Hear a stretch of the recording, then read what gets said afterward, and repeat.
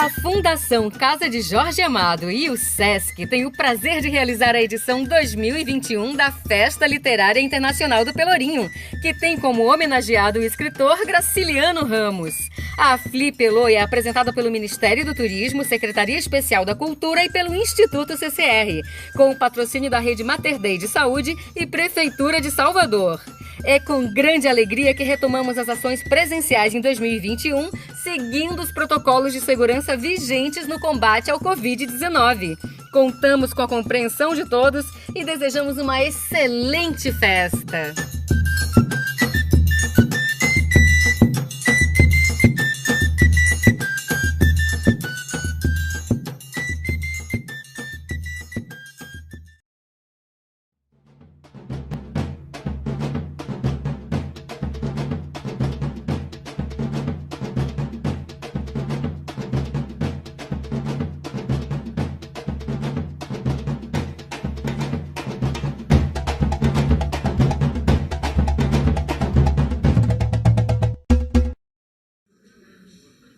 Boa tarde, boa tarde, boa tarde, boa tarde, Casa do Benim, boa tarde, Flipelô. Dando continuidade aqui à nossa programação no segundo dia de atividades da Casa do Benim na Flipelô. Estamos hoje com a programação super especial. Várias coisas já aconteceram aqui na casa, já teve uma mesa tratando das reconexões transatlânticas. A gente já teve oficina de culinária com o afrochef George Washington. A gente já teve oficina de jornalismo em quadrinhos com Alexandre de Maio.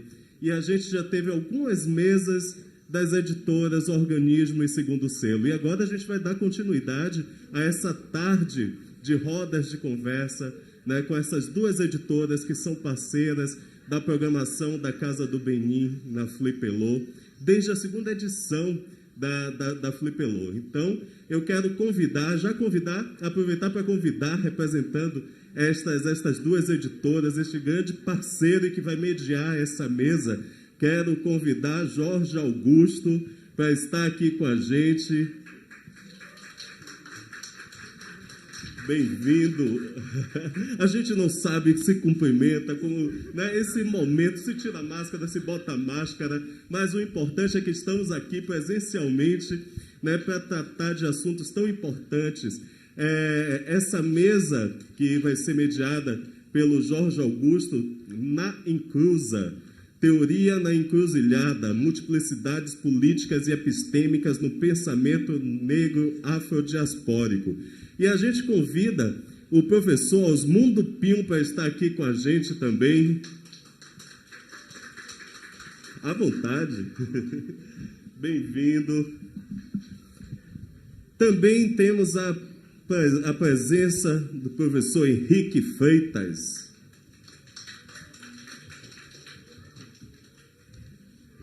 E, diretamente de Brasília, nós vamos ter a participação da Tatiana Nascimento. Tatiana já tá chegando aí na... Oi, Tatiana, bem-vinda! Pronto, então, agora eu passo a bola aqui para o nosso querido Jorge Augusto para conduzir essa mesa. Até já! Boa tarde, gente. Boa tarde a quem está aqui. Boa tarde a quem está nos vendo de casa, né? Agora a gente está nesse formato híbrido, já aprendendo essa compressão espaço-temporal de outra forma, né? E meio, né, estranhando essa coisa de estar aqui, perto de todo mundo, com saudade de todo mundo e festejando hoje, né? Estar aqui é muito bom, né? Eu estava vendo a mesa da coleção das Pretas e extremamente emocionado em vê-las, em estar aqui junto, gente, evento, porque isso tudo nos move, né? Então, feliz com a Flipelô, feliz com a Casa do Benin e com essa mesa que eu tenho um carinho especialíssimo. Feliz porque a Tatiana Nascimento pôde estar aqui hoje, topou estar aqui hoje, velho Osmundo Pinho, velho Henrique Freitas. É uma mesa que eu particularmente admiro muito, né? Vou começar contando um caso. Em 2010, mais ou menos, o Henrique estava coordenando uma mesa no Valenecute. E aí, a sala mais lotada que eu já vi num GT na minha vida foi um GT, lotado. E aí, aquele bate-papo, o GT ficou 2h30, aquele negócio. Quando a gente saiu, correu para Velho Henrique, né? A gente ainda novo, tava eu e uma colega minha. Não, e aí, o que você achou? Não, vocês precisam ler tais livros, mas, tem um livro que vocês precisam ler. Hermenêutica Crítica da Reafricanização em Salvador, de Osmundo Pinho. Aí eu fui saber quem era Osmundo Pinho, porque Velho Henrique me indicou esse livro aqui. Você tira aqui para mim? Esse de baixo? Esse livro aqui. Hermenêutica Crítica da Reafricanização em Salvador. E assim sempre foi. Velho Henrique, generoso nas suas referências bibliográficas e muita coisa se abriu. Tatiana Nascimento foi pelo Facebook que eu conheci, num texto que até hoje me impressiona bastante sobre a palmitagem. E eu li e falei, quem é essa mulher? Porra, massa demais isso aqui. E aí eu fui atrás, né? A gente se falou. Hoje ela vai lançar, nesse mês, um livro muito bom, Palavra Preta, pela coleção Contemporaneidades Periféricas. E hoje ela veio aqui, nessa mesa que eu propus, com a seguinte perspectiva: a gente conversar sobre a multiplicidade do pensamento preto na diáspora, né?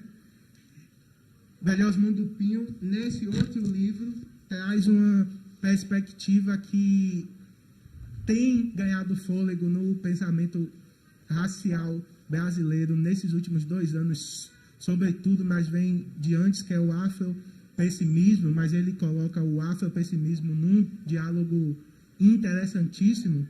Velho Henrique Freitas com o Arco e a Velha Arquê, trazendo a perspectiva do pensamento negro brasileiro, a ancestralidade, e Tatiana Nascimento nos trazendo uma perspectiva do pensamento de mulheres negras a partir do queerlombismo. A gente vai conversar, tratar aqui sobre tais coisas, e eu queria começar com a Tatiana Nascimento, porque ela está ali com a Belirê Maria Odara, a menina mais bonita de Brasília. Por favor, Tati, chegue aí. Um abraço. Tatiana Nascimento fez 40 anos em 2021, quando lança Palavra Preta, seu primeiro livro com velha autoria e título Na Lombada, e pare sua primeira filha, Irê Maria Odara. Diferentemente do livro, que é soteropolitano, Tatiana e Irê são naturais de Brasília, Distrito Federal, e já publicou Velho Esboço, 1994, 7 notas sobre o Apocalipse, ou Poemas para o Fim do Mundo, e Oriqui de Amor Selvagem. E quase todos pela Padê e um pela Velha Edições Casa 1. Certo? E agora tem os ensaios Leve Sua Culpa Branca para a Terapia, pela N1 2020. Racismo visual, sadismo racial, quando nossas mortes importam, também 2020. E Um Sopro de Vida no Meio da Morte, Macondo. Tatiana, por favor, chegue. Fale um pouco para nós sobre o queerlombismo e como você tem pensado essa sua proposta e como ela tem sido recebida depois que você formulou ela. Um abraço, querida. Oi, gente. Boa tarde. Quero agradecer muito ao carinho de Jorge e da Flipelô e receberem assim a distância no meio de uma licença maternidade sem muito licença, porque quem é autônomo não tem muito como parar de trabalhar, né? Tem uma coisa sobre o puerpério que é realmente ficar esquecido. E a Irene vai fazer 6 meses já. Eu tenho tido pouco tempo para refletir por escrito, que é como eu me acostumei, né? Tem uma trajetória 10 anos na universidade e tal, apesar de não agora fora da universidade, eu acabei falhando meu pensamento crítico muito pela escrita. E aí, há muitos meses sem tempo para escrever, porque, obviamente, cuidar da minha filha é mais maravilhoso. Tem a ver também com a qualidade das discussões que eu tenho feito, né? Vou começar pela última parte da pergunta, que é onde que esse trabalho tem chegado e onde tem me levado. Eu acabei de receber no começo da semana notícias de uma editora da França que vai publicar uma tradução do francês desse ensaio, que também tem tradução para o inglês, que foi publicado nos Estados Unidos e na Alemanha, em inglês. Isso me deixou muito surpresa, assim, porque a história de cunhar esse termo é meio que aceitar um desafio de uma amiga querida,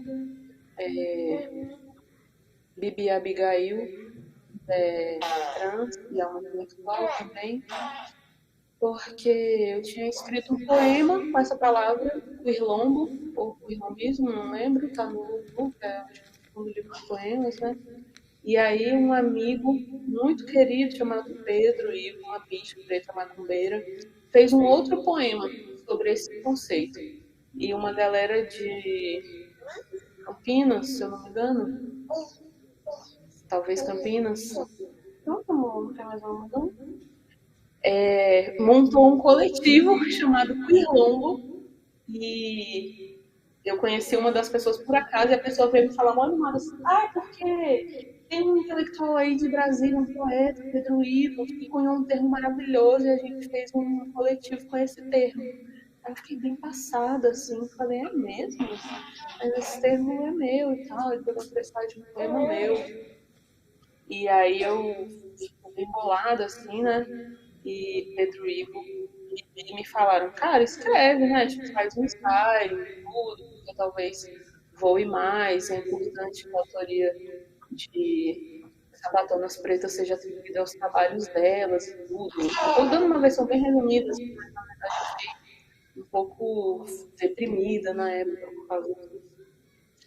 E acabei escrevendo aquele ensaio que Jorge Regan escreveu, né? A gente deu uma conversadinha sobre ele, em que eu reúno uma série de aprendizados que eu tive com amigas e amigos sapatonas, fiados e trans, pessoas pretas, sobre itãs e orubanos, contando histórias de orixás que não são as histórias mais contadas, né? E talvez por serem essas histórias que pensam em dissidência sexual e deserção de gênero. E aí, nesse ensaio, eu aprimorei uma discussão que eu acho importante, que tem sido feita espalhadamente. Você está conversando, gente? Que é pensar o que tem definido a nossa produção literária enquanto pessoas negras LGBTI escrevendo poesia e prosa, além dos paradigmas coloniais de dor, denúncia, resistência, que são paradigmas de interpretação propostos por acadêmicos brancos para definir literatura negra, né? E aí eu junto com essa perspectiva de talvez ressemantizar ou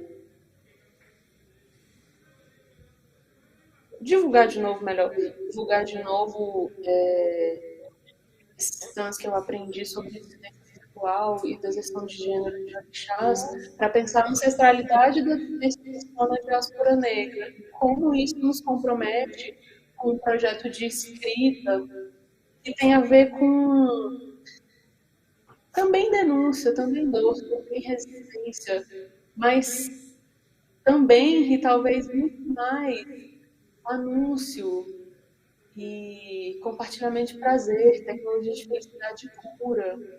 Aí eu analiso algumas poetas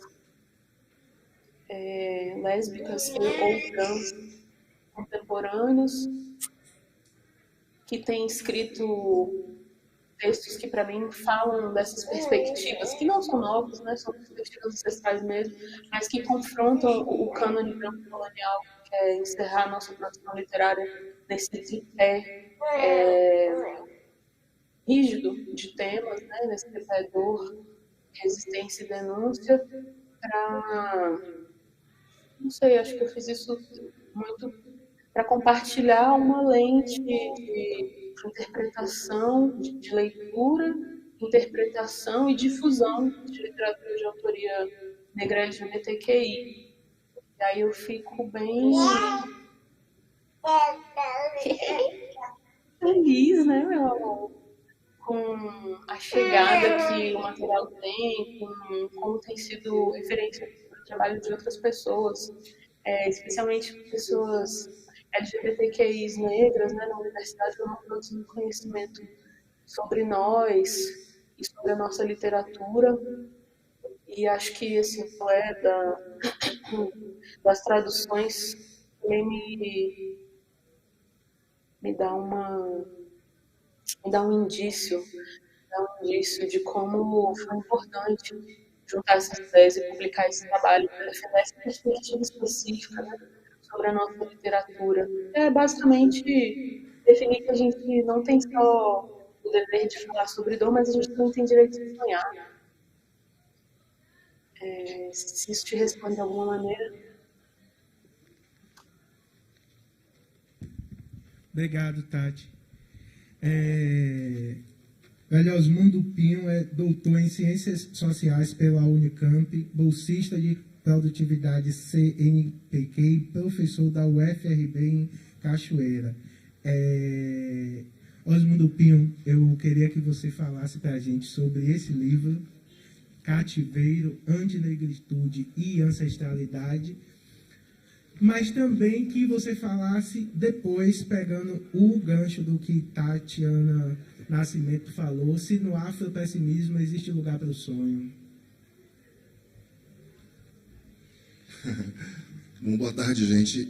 Como conversávamos há pouco, esse momento de reentrada na materialidade das relações interpessoais empresta assim, um sabor muito especial esse momento, não? E a gente, inclusive, fica assim meio vacilante com os protocolos, né? Eu tirei a máscara porque recebi uma mensagem que seria possível tirar a máscara, não tirar a máscara. Eu falei, vou tirar a máscara, eu quero mostrar minha cara, né? Mas agora eu já estou me sentindo assim, como tendo cometido um pecado mortal. Já fico assim meio... Parece que eu tirei a roupa um pouco assim, né? Mas eu vou manter a minha cara à mostra. Pelo menos por enquanto, quando estiver aqui em cima com aqui os colegas. É uma grande alegria compartilhar esse momento com todos vocês, com os queridos Henrique, Jorge, com a Tatiana, remotamente. Ainda é uma lembrança que esse mundo remoto ainda não nos deixou, né? De alguma forma. Então, é uma grande oportunidade para mim também conversar um pouco sobre o livro. Jorge fez uma pergunta muito difícil, não? E vamos ver se eu consigo, pelo menos confrontá-la, a questão de uma maneira, preservando alguma dignidade intelectual aqui de minha parte. Vamos ver se isso funciona, né? Bom, o livro, eu vou contar um pouco assim da gênese do livro, não? Eu comentei há pouco também que havia preparado uma apresentação um pouquinho mais formal, mas já foi para o espaço. Eu acho que é melhor a gente manter uma informalidade, uma conversa assim. Então, bom, veja bem, o livro surge de um choque, não? De uma experiência de deslocamento, de confrontação e de trânsito também, porque eu entrei em contato com a literatura afropessimista, com a ideia de antinegritude e com a relevância da categoria, ou da morte social, como um modo de conectar a experiência histórica e transtemporal da escravidão ao momento presente, não?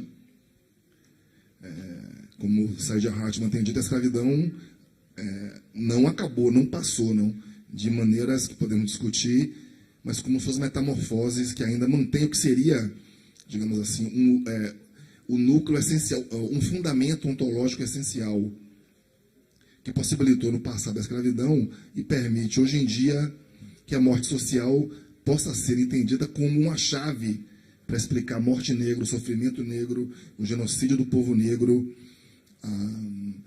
o epistemicídio, o silenciamento e outras formas de anulação. Então, quer dizer, esse foi o choque, não? Que motivou originalmente o projeto do livro. Eu estava em 2014 no Texas, em Austin, com a bolsa de pós-doutorado, trabalhando com o professor João Vargas, que é um pesquisador brasileiro, mas que vive e faz carreira nos Estados Unidos, e uma pessoa próxima desse campo afropessimista. Não? Então, através do contato com o João e outros colegas lá brasileiros e americanos, aos poucos eu fui tendo contato com essa literatura, não? De Frank Wilderson, terceiro agora traduzido no Brasil. O seu último livro é o que saiu no Brasil, não? O Afropessimismo, Saidiya Harshman, também agora traduzido no Brasil, não? Recentemente.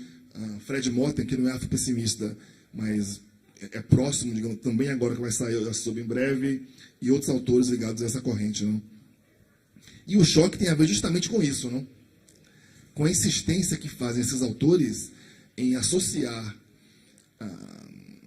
a condição do negro e da negra no mundo moderno, na diáspora africana, com a escravidão, não? E fazem isso através da ideia de morte social, originalmente formulada, desenvolvida por Rolando Patterson, historiador, que busca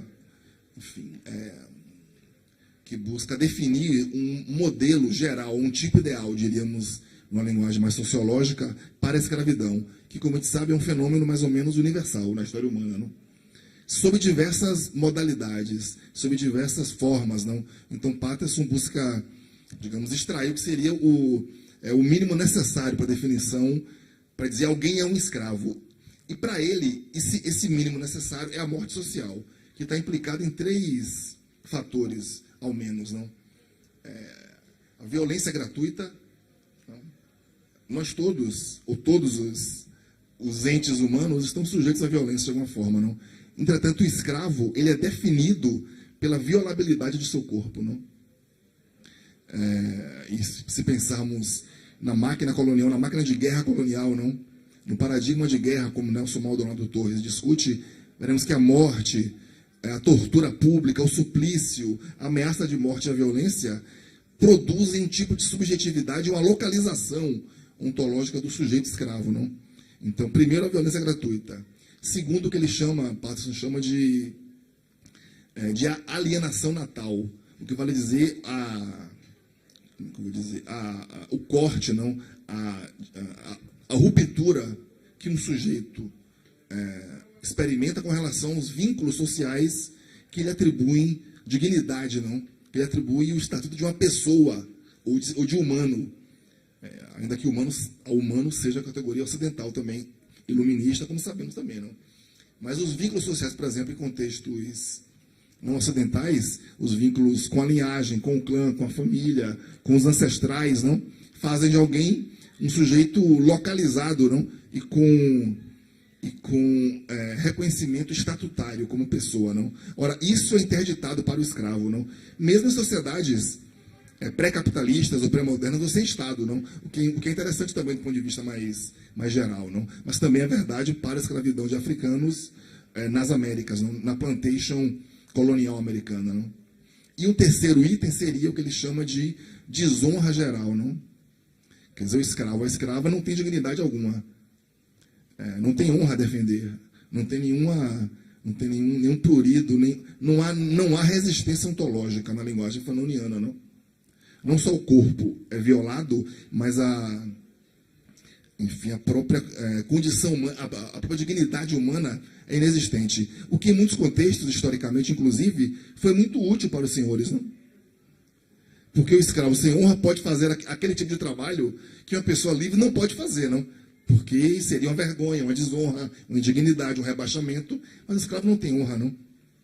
É fácil perceber o que significa para as mulheres, por exemplo, não? Escravizadas, que não tem virtude a defender, não?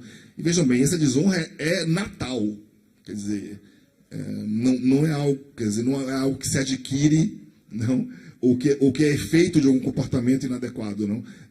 Veja bem, é a própria conformação ontológica do sujeito. Então, esses três aspectos definem, para Patterson, a morte social. O que o Wilderson diz é que esses três fatores continuam definindo a condição negra na modernidade, não?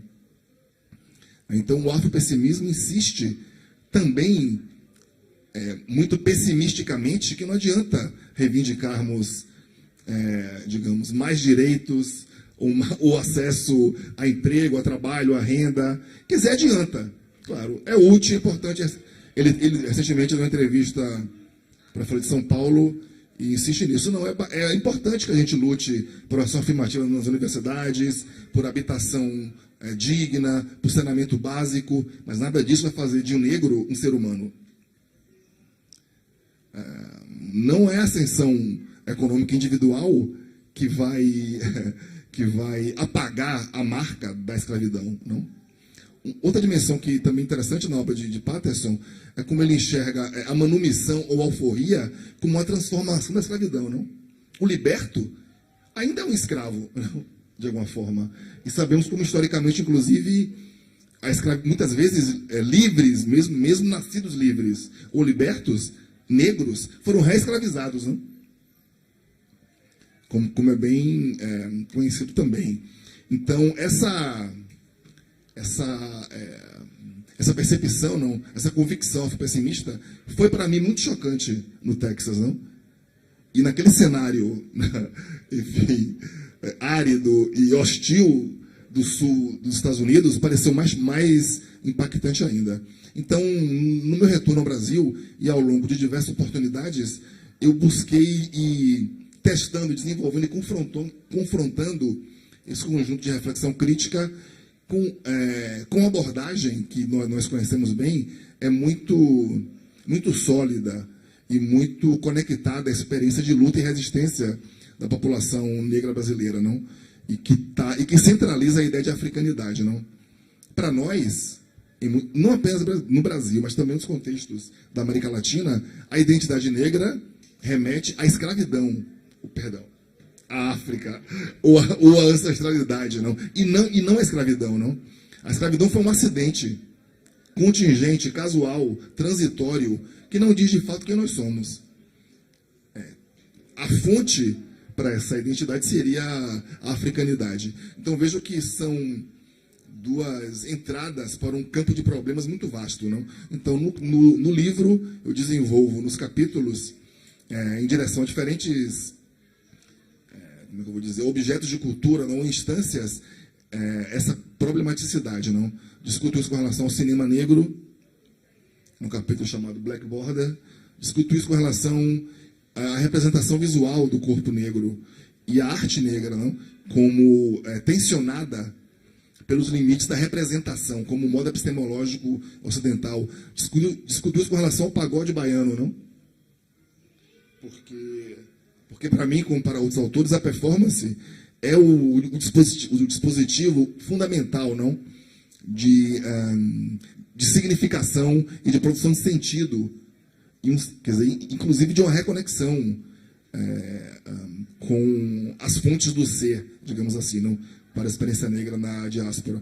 Discuto isso com relação à economia política da escravidão, as narrativas negras, para concluir de um modo comparativo, tomando em conta duas tradições performáticas da diáspora, o negro fugido do Acupe, no Recôncavo, e os índios do carnaval do Mardi Gras de Nova Orleans. E eu vou já concluir, Jorge, porque o último capítulo e a parte final do último capítulo eu acabei concluindo quando estava no começo, nos 2 meses iniciais de 2020, não, no mundo pré-pandêmico, em Nova Orleans, nos Estados Unidos, e conheci os índios de Nova Orleans. Eu estava lá durante o carnaval, inclusive, não? Logo após o meu regresso, após o carnaval, quer dizer, fechou tudo, fechou os Estados Unidos, fechou o Brasil, veio a quarentena, como nós sabemos, não? E então eu enfatizo a importância da performance nessas duas configurações como formas ancestrais de lidar com a morte social, não? De exorcizar a morte social, de tratar simbolicamente e ritualmente a morte social, nas ruas ou na encruzilhada e por meios performáticos, vale dizer, não representacionais, mas imanentes, não? Ou seja, que não distinguem a representação e o representado, o símbolo e o simbolizado, o outro mundo e esse mundo. Então, é disso que trata o livro. Cativeiro é a forma, vocês sabem, nós sabemos, não? Como historicamente os próprios cativos se referiam à sua condição escravizada, e a categoria está presente na cultura popular, não? Negra, afro-brasileira. Em diversos momentos ou instâncias, ouvimos, não? Escutamos as canções do cativeiro. E um pouco o que eu busco desenvolver no livro. Não respondi essa pergunta, né? Responde aí, tá ótimo. Eu acho que sim. Obrigado. Valeu, Osmundo. A gente ainda volta falando um pouco mais sobre isso, porque rende muita coisa. Henrique Freitas, Ifá Sotitó, é Aô de Ifá, do templo Ifá Ogberossum, filho de Sangô e pai de João Marcelo. Oriundo do Nordeste de Amaralina, bairro onde Jonatas Conceição afirmou que ainda existem palmares. Henrique Freitas é doutor e mestre pela UFBA, professor dos programas de pós-graduação em Literatura e Crítica da Cultura e Prof. Letras, e é um dos grandes intelectuais negros que eu admiro. Eu lembro, Henrique, há 12 anos atrás, em Chique, quando você estava falando sobre a impossibilidade da teoria da literatura dar conta da biografia de Fela Kuti. Isso tem 12 anos. Você lá falando disso, e eu, menino, assistindo. Mentira, não era menino. Mas lembro, antes disso, você falando sobre Gustavo Black Allen. Lembro, antes disso, você falando sobre grupos de rap de Salvador. Lembro, antes disso, da sua dissertação de mestrado, que eu gosto muito, sobre o Chico Sainz e a nação zumbi, aonde você banca uma discussão consistente, racial, sem usar tropicalismo, antropofagia. Você vai por outro caminho. E quando e como tudo isso converge, deságua no Iorubanto, nessa produção e nesse debate consistente sobre epistemologia negra que você faz hoje? Boa tarde a todas as pessoas aqui presentes. Eu quero primeiro pedir licença aqui aos mais velhos, né, bater cabeça, pedir a bênção a todas as pessoas também aqui presentes. Isso, para mim, é muito significativo de uma reentrada em uma vida social. A gente está falando sobre isso aqui quase 2 anos, né, saindo ali só para o básico necessário. Então, é o primeiro evento, assim, depois de mais de 2 anos público, né, que a gente se reencontra. Então, isso é muito forte, é muito significativo. E, para mim, foi muito bom ter essa reentrada assistindo a mesa anterior da Coleção das Pretas. Então, aqui eu quero cumprimentar a professora Silvana, Cota Gandeleci, cumprimentar aqui Vânia, Melo, a Camila, né, a outra escritora Camila. Foi uma mesa belíssima, e que bom essa reentrada em uma vida social, recebendo esse axé, essa energia tão poderosa de uma mesa anterior, não é? Quero também cumprimentar aqui pessoas que são também para mim referência, né, como a professora Silvana Carvalho também, o professor Osmundo Pinho, o professor Jorge Augusto. Nós dialogamos bastante, assim, de maneira, às vezes, irregular, mas muito intensa, né? Quando nos encontramos, trocamos muitas ideias, né? Nos acionamos, enfim, nos lemos, que é uma coisa que eu acho muito significativa também de se dizer, porque, às vezes, a gente está olhando sempre para fora, né? Para outros estados, para outros lugares, e a gente tem referências muito poderosas daquilo que nos interessam também aqui. Antes de chegar lá no Iorubanto, eu também tenho que dizer da importância de Jorge e de Silvana para o Arque, né, que é o livro anterior a essa discussão que eu passo a travar a partir do Iorubanto, mas que já há algumas das discussões que vão mediar essa discussão do Iorubanto aqui no Arque. Porque Jorge e Silvana fizeram parte de um corpo de pessoas que insistiram muito para a publicação desse livro, né? E aí tenho que agradecer também aos escritores Mel Adum, Gel Adum, que também mediaram, insistiram também para esse processo, porque a gente já vinha dessas reflexões de bastante tempo, né? Jorge fez uma breve genealogia aqui, mas faltava essa materialidade da reunião desses trabalhos esparsos e de ainda alguns artigos inéditos que compuseram o Arque e Arquê, ensaios sobre literatura e cultura. As minhas pesquisas que vão culminar no Yorubanto têm uma relação com uma inquietação que parte, sobretudo, do meu campo, né? Eu sou professor do Instituto de Letras da UFBA, e é muito interessante como em meu campo, a gente pode depois expandir, pensar isso em outras áreas também, há uma completa ausência de uma reflexão sobre o legado epistemológico negro-africano, sejam nas letras, pensando no campo da própria linguística, seja no campo da literatura. Então, nós passamos por todo um processo de formação e nós não refletimos sobre efetivamente a centralidade, veja, eu não estou falando sobre influência, enfim, sobre a centralidade iorubá, das culturas banto, jeje, fon, para a constituição de campos como campo dos estudos literários, por exemplo, no Brasil. E aí, isso é muito significativo, porque isso mexe, inclusive, com o que a gente compreende como literatura. E aí eu passei a observar algumas dessas coisas, a ler alguns autores, e também tive a possibilidade, em 2017, lança esse livro em fevereiro de 2017, está vendo a falta de prática, está vendo? Lança esse livro em 2017, o Arque e Arquê, e saio para o meu pós-doutorado na Nigéria, né? Na Universidade de Ilé-Ifé, na Nigéria, na Obafemi Olowo University, na Nigéria, e fico lá um ano. Propositalmente, fui para lá porque eu queria efetivamente lidar com todo um processo epistemológico de referências bibliográficas e de diálogo para compreender esse processo, sobretudo no campo dos estudos literários, mas também linguísticos, a partir de uma outra perspectiva.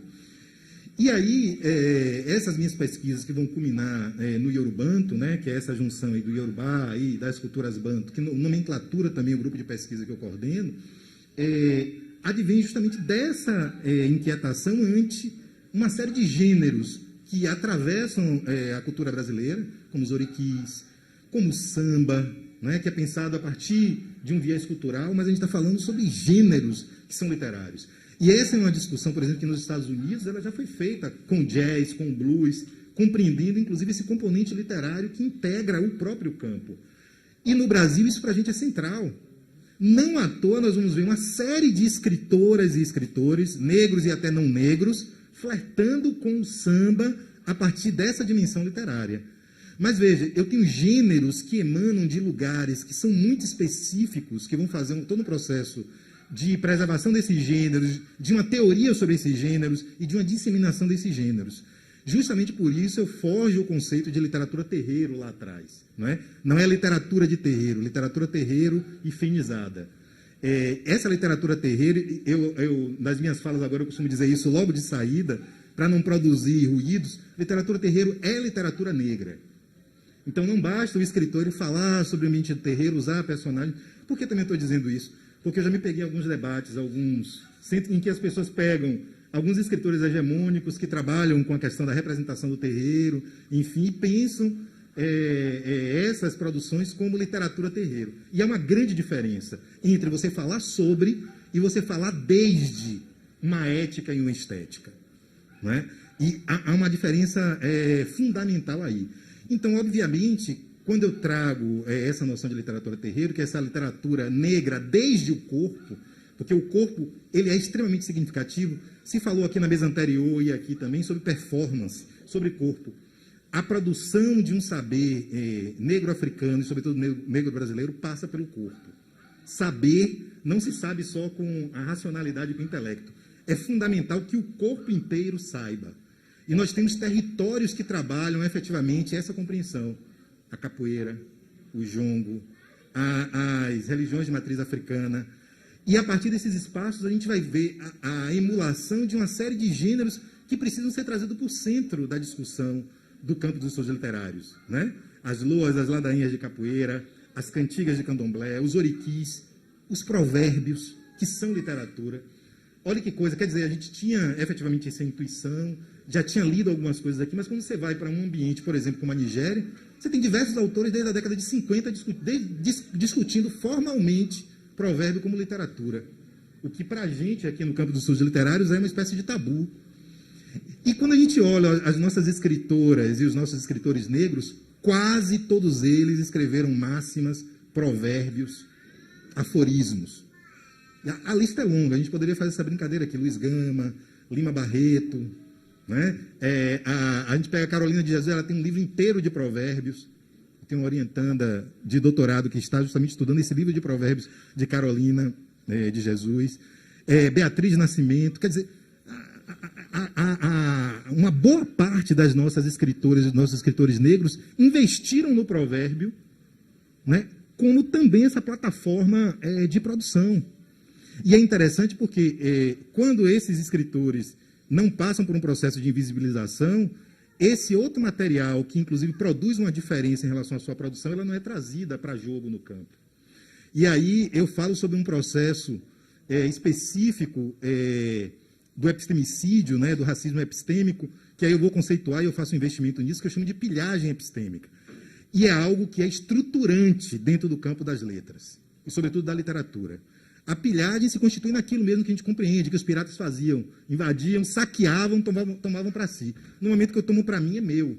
E eu não me refiro às fontes, eu não faço nenhuma referência, nem reverência a justamente de onde esses saberes efetivamente brotam. Então, se a gente pega... essa é uma discussão também que a gente poderia ficar a tarde inteira. Se a gente pega a própria história da literatura brasileira, a gente vai perceber que os dois grandes momentos apoteóticos, romantismo e modernismo, são grandes momentos de pilhagem. Né? Se a gente pega um primeiro momento de uma pilhagem indianista, em que esse corpo indígena ele não é inserido, é feito ali uma mímica, um cacoete, efetivamente, dessas expressões linguísticas indígenas, enquanto o genocídio ele continua em curso. Mas, veja, você não tem como projetar essa literatura brasileira sem olhar para esses lugares, que é uma coisa que as editoras hoje começam a perceber, não é? E aí, muitas vezes, você vai ter trabalhos sérios que vão ser feitos, mas você vai ter uma série de outras coisas que são terríveis nesse campo da pilhagem. Eu tinha até trazido um slide, mas não vai ser possível, em que, por exemplo, você pega uma gramática recente, né, de 2 gramáticos que vendem muita gramática. E aí, para obedecer à lei 10.639, o que é que eles fazem? Vamos inserir um poema do L.C. Mogg, ponto histórico. Né? Jorge, eu acho que já viu isso. E o que acontece? Quando você vai ver as perguntas, primeiro, você usa o texto literário como paratexto. Você não considera ele como texto literário, para, inclusive, estimular os estudantes a lerem esse texto. E é um poema importantíssimo do L.C. Mogg, né? E cujo mote não é que eu seja racista. Ou seja, ele está jogando justamente com um dado ético, né, que estrutura esse ethos brasileiro. Né? Não é que eu seja racista, não é que eu seja machista. Não. E nessa gramática, além das primeiras questões tratarem como paratexto um texto literário poderosíssimo, riquíssimo, de um autor que publica há décadas, não é um autor que está publicando agora, é um autor que publica há décadas, os autores sequer sabem que é um escritor. E ele chama a poetisa L.C. Mogg. E há uma pergunta literal sobre racismo reverso. Em uma gramática que vai circular nas escolas. Então, quer dizer, esses sujeitos incluem o autor negro, é o que eu chamo de pilhagem. Parece que está fazendo algo grandioso, diz, olha, a gramática está obedecendo à lei 10.639. Mas o processo que é feito, o trabalho que é feito, é um trabalho que definitivamente não aponta para a potência daquele texto. E tem algo ainda mais grave, né? L.C. Mogg é um amigo, então aí, à época, eu comecei com ele, e aí, L.C. Mogg, você está sabendo? Eu disse, não. Ou seja, o poema ainda foi publicado sem o consentimento do autor. Né? A gente tem outros exemplos. Se a gente pega o famoso biógrafo da Clarice Lispector, lá na página 25 da primeira edição de 2011, para falar sobre Clarice e para falar sobre a grandeza de Clarice, ele pega a famosa foto de Clarice com Carolina de Jesus. E, literalmente, ele diz que Clarice parecia uma estrela de cinema ao lado de uma figura que tinha, né, feito um livro que tinha feito muito sucesso na década de 60, em 1960, que falava sobre a pobreza, sobre a miséria, ele nem trata como texto literário, né? E diz o seguinte, que Carolina parecia intimidada, parecia empregada de Clarice, ele diz isso literalmente ao lado dela, o biógrafo de Clarice Lispector. Isso foi tão grave que escritoras como Ana Maria Gonçalves, Conceição Evaristo, enfim, publicaram artigos muito contundentes contra essa postura. E aí é uma coisa interessante, nós estamos falando de duas escritoras extremamente importantes para a literatura brasileira a partir de genealogias que são distintas. Porque essa genealogia de Carolina ela é uma genealogia extremamente importante. Carolina de Jesus ela faz emergir uma produção literária em português que ela toma como língua literária, não como cacuete, como aparece lá com os primeiros modernistas, assumindo esse português como plataforma literária. Uma variedade linguística, uma língua que não era considerada como língua literária, com esse estatuto literário. Dentre outras coisas que a gente poderia conversar sobre Carolina de Jesus.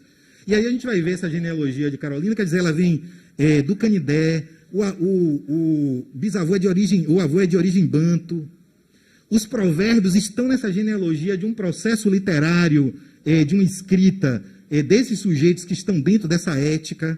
E aí, quando a gente olha para essa genealogia, a gente compreende ainda melhor a produção de Carolina de Jesus. Esse processo de pilhagem, a gente poderia falar sobre ele o tempo inteiro, né?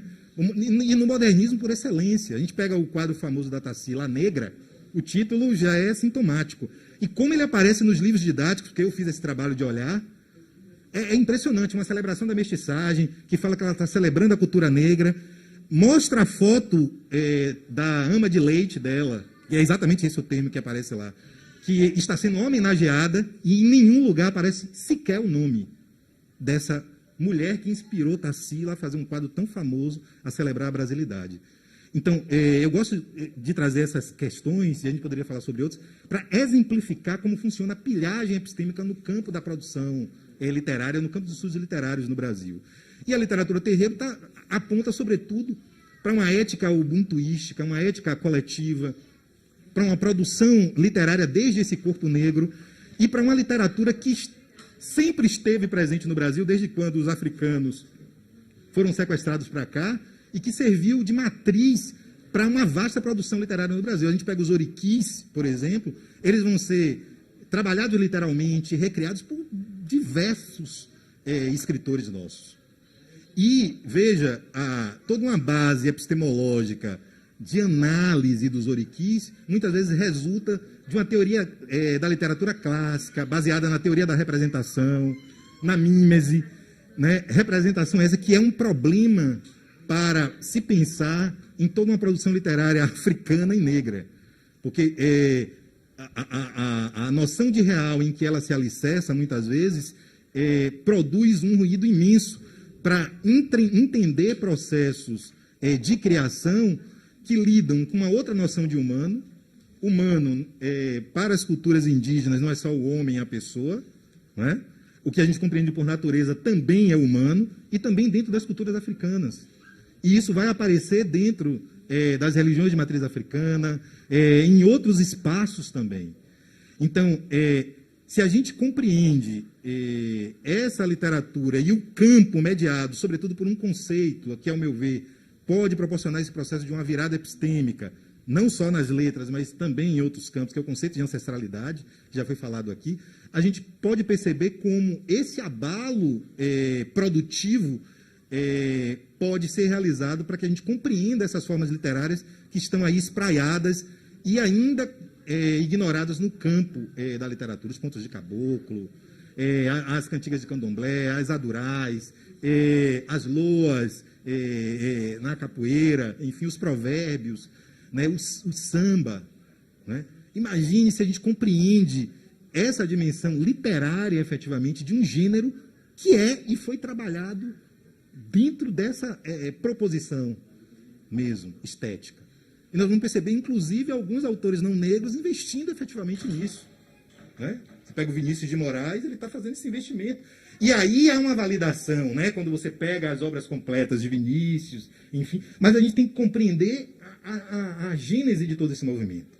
E é claro, a partir da ancestralidade, a gente está fazendo uma provocação para rasurar o entendimento dessa produção literária como uma representação da realidade, ou a partir de uma teoria mimética platônica, aristotélica, para compreender o que seria a arte. Porque a arte e a literatura, dentro de algumas cosmogonias indígenas e também africanas e afro-brasileiras, a literatura ela não está dissociada da vida, do cotidiano. Né? A literatura não está ali para um momento excepcional que você vai sentar e você vai fruir. Ela está conectada com as energias que movem as coisas e o cotidiano. E, obviamente, isso exige para a gente um redirecionamento do olhar. A ancestralidade é uma categoria tão poderosa que, se a gente a pensa no campo dos estudos psicológicos, por exemplo, a gente vai ver como noções como a de Muntu e de Ori podem reordenar completamente o campo, né? Estendendo a discussão que o Fanon começa a fazer, e outros autores também, sobre uma ideia de uma psique negra, que se estrutura a partir de algumas outras bases. Né? E, obviamente, essa discussão é uma discussão que está muito forte dentro de alguns espaços. O próprio conceito de ancestralidade também, ele reordena, como eu já havia falado, essa noção de humano. Se reordena essa noção de humano, pode provocar também um abalo no que a gente compreende como ciências sociais, ciências humanas, enfim. Então, olhar para esse legado é, a meu ver, extremamente significativo para que a gente possa contemplar essa riqueza que nos constitui e que, infelizmente, ainda não foi devidamente explorada, devidamente trabalhada. Não é? A gente precisa, efetivamente, de literárias. Apesar de todas as políticas de morte. De bate-papo, de roda de conversas. Pode passar. De roda. Valeu Jorge, valeu Osmundo, valeu Henrique, valeu Tatiane.